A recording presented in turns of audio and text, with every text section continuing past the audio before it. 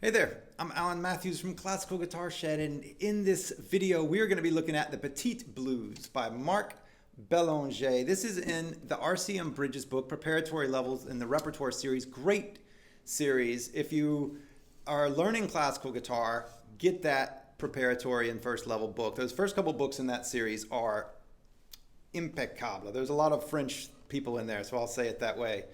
It's Canadian. So this is from Marc Bélanger. This is the Petite Blues. And so in this video, what we're going to be talking about is how to practice this, how to go about it. It's in the preparatory book, but it's got some complexity to it. So if you haven't played a piece in swing time before, then this will be a great new experience. It's a wonderful piece for that. So here's what we're going to do.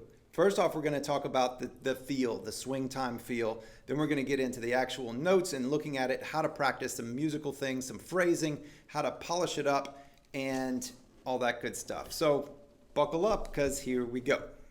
All right, to start with, we know that this is in swing time because of this little thing right here. 2/8 equals 1/4. And so if we just look at that closer, I know this is fuzzy because I enlarged it, but if we look at this closer, 2/8 now become 1/4. And so if we look at 1/4, that equals 3/8 notes, because a quarter is 2/8 notes.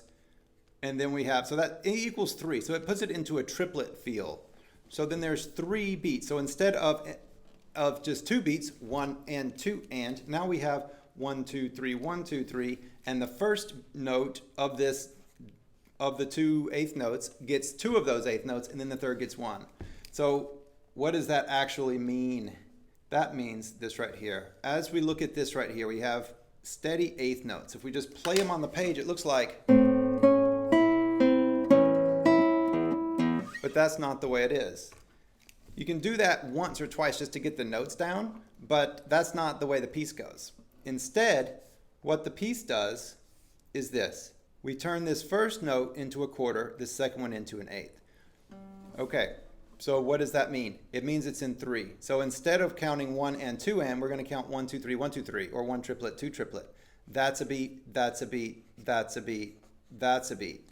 So each of these we count 3. So now we have 1, 2, 3, 1, 2, 3, 1, 2, 3, 1, 2, 3. It's this. Now that can be confusing in itself, right? So it's not, so we've simplified it by making it into 3 and counting along, right? So we know what's going on now. We have a specific place in time to put these notes. And it could be that while you're doing it, you just clap and count it, right? Instead of doing it with the notes the first time, which I would suggest anyway, is just clap and count it to begin with. So once you go to learn the piece, you can look at the notes and you can fill in all of the notes. So instead of keeping track of, does this note get 2 or does this note get 3 or anything like that, for each of the notes, for each of the pairs of notes, each full beat, you can go ahead and put in the 3 and then play the first note twice and the second one third. So then you have,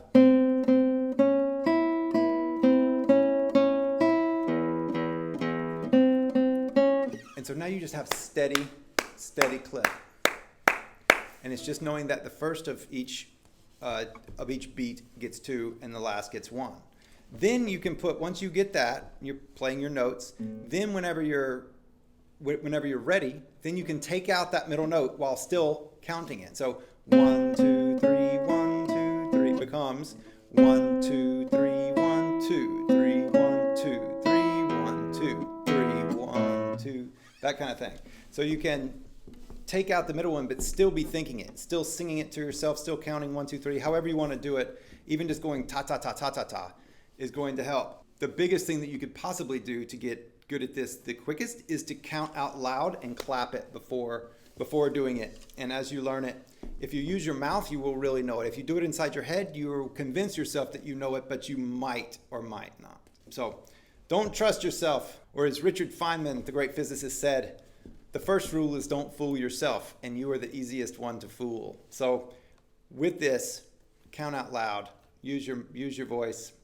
Well, in the next video, we will look at the actual notes, the left-hand fingerings, making sense of the music on the page, getting this down, and get into some phrasing and beautification work as well. So stay tuned, watch that video, and have fun. Enjoy your practice. Please subscribe to this channel if you haven't, and I will see you soon. Bye.